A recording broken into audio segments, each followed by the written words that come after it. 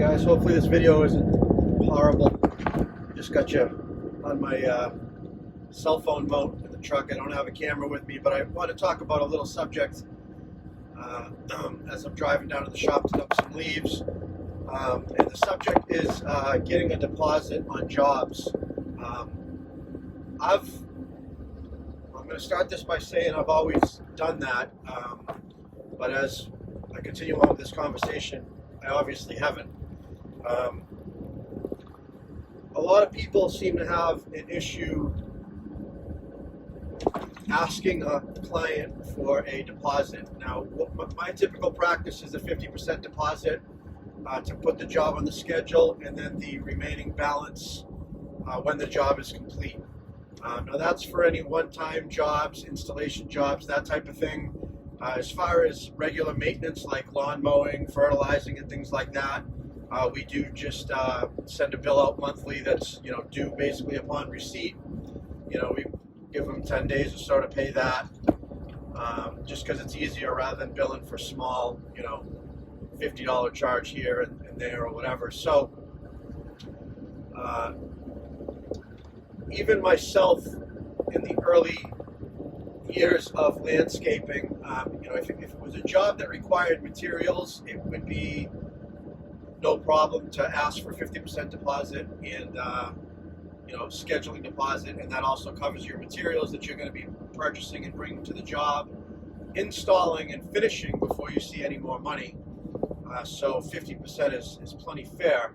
The one thing that I have heard people say, why do you do this, or question it, is on a job such as a leaf cleanup, where it's all labor for the most part. I mean, you have a disposal fee or whatever, fuel, overhead costs, but there's no materials that you're purchasing to do the job. Basically, the majority of it is labor and profit. So you'd say, what do you need a deposit for, or whatever, or to give you a great example of why that's important, I've experienced this year more than any other year in the past, probably because I kind of slacked off this year on deposits.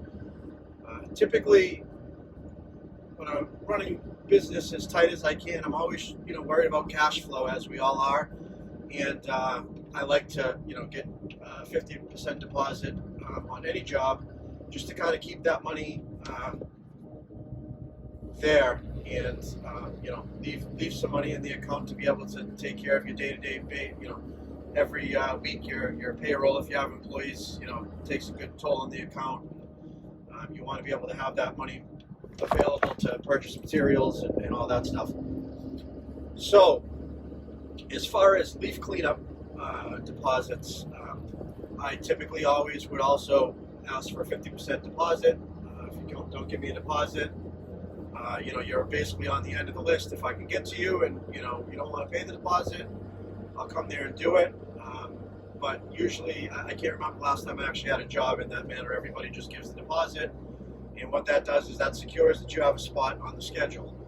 Now, the reason why that's so important is I'm finding out even more so this year, and it's the first year that I really haven't stuck to that. I've just kind of been keeping it simple. It's been a weird year with the virus, and so I just kind of, I've had the same accounts year after year for the most part anyways.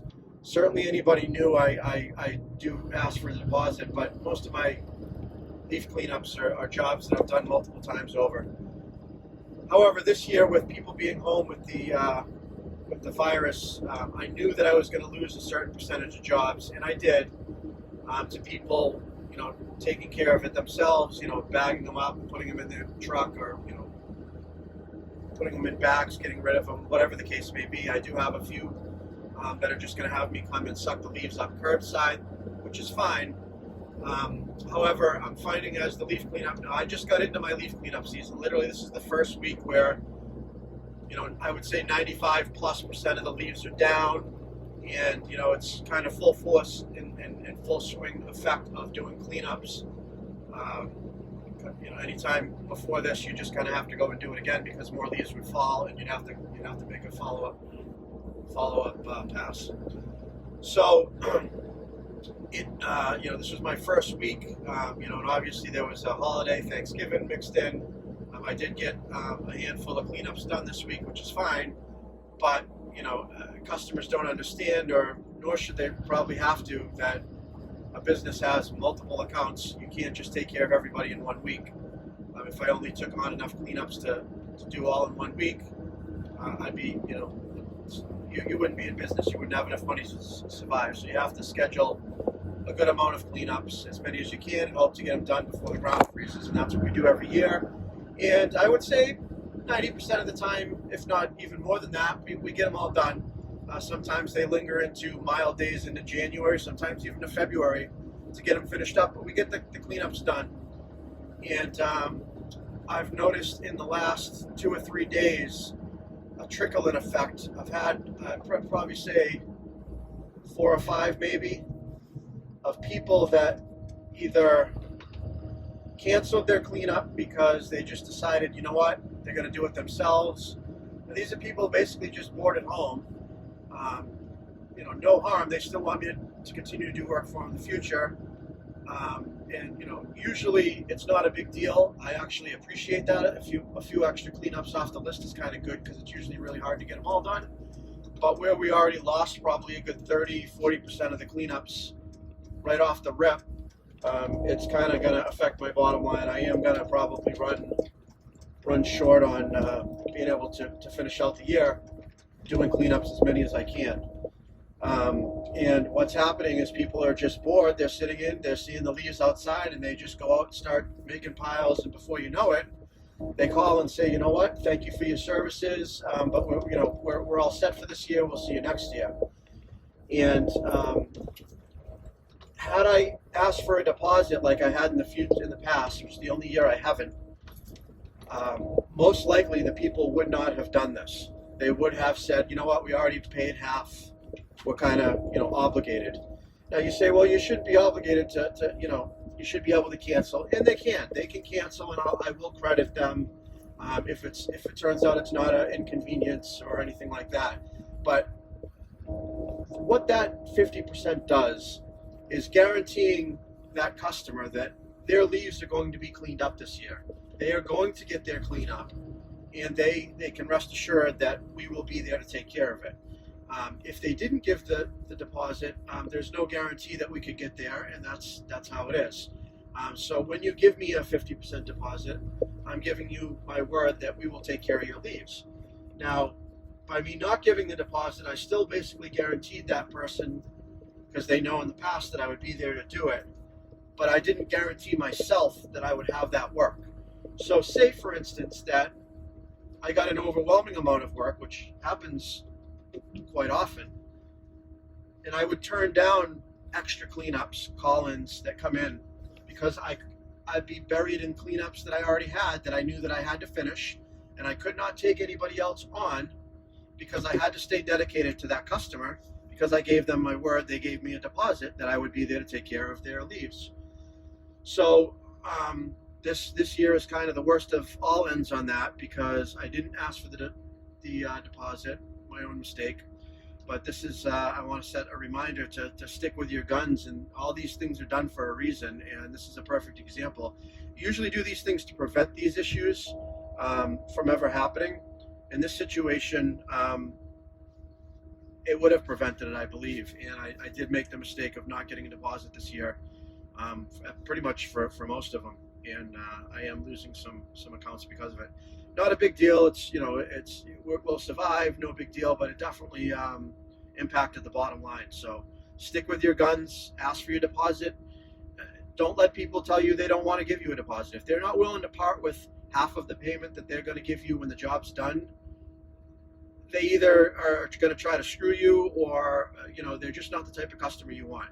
A business, it is a business, and you do have rules to stand by, but it's also a relationship.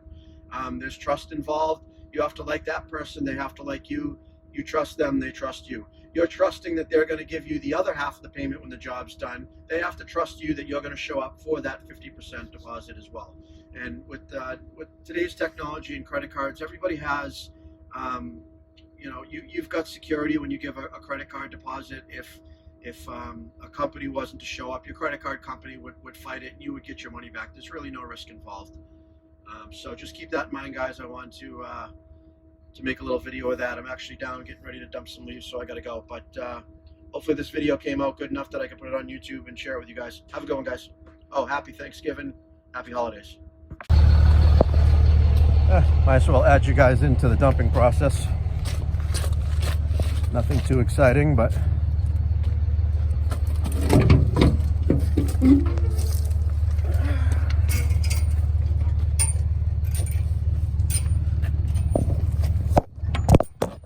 it's gonna be fun to do one-handed.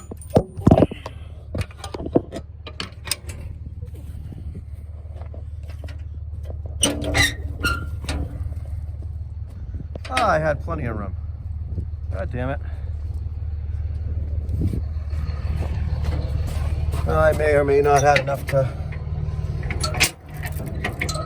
suck up the leaves on the cleanup that I'm on now, so there's a good chance I might not have been able to fit them and would have had to stop and dump them anyways. Oh, it looks like my tarp ripped down too.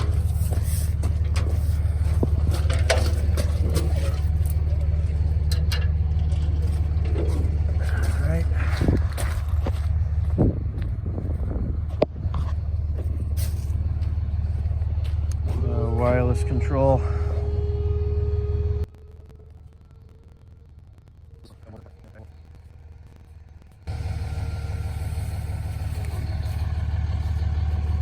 Let me try to set you down.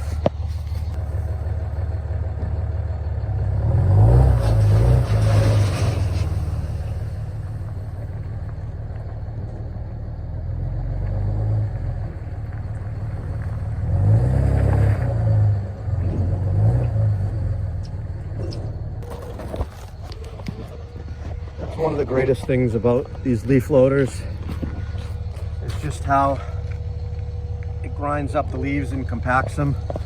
That's 2 very large cleanups that we did yesterday, I believe it was. And if you saw the size of the leaf piles, you know, it was probably 10 times the size of that. Even though it looks like there's kind of some light leaves on the top for whatever reason, but it just grinds them in. They were really wet. And the volume that it takes up. I thought I was full. I was actually impressed that I fit the 2 cleanups in one load. And as you saw when I opened up the trailer, how much space was still left. It's pretty amazing. I'm definitely glad that I didn't build up the side. I shouldn't say I'm glad that I didn't, but I'm not missing that I didn't build up the sides on the side of this dump trailer a couple more feet like I was going to. You know, it would have been more volume and nice, but it's just more stuff to deal with right now. And we don't have that many cleanups this year where it's going to be really an issue that I'm going to wish that I had the huge sides as opposed to these ones. So, all right, guys.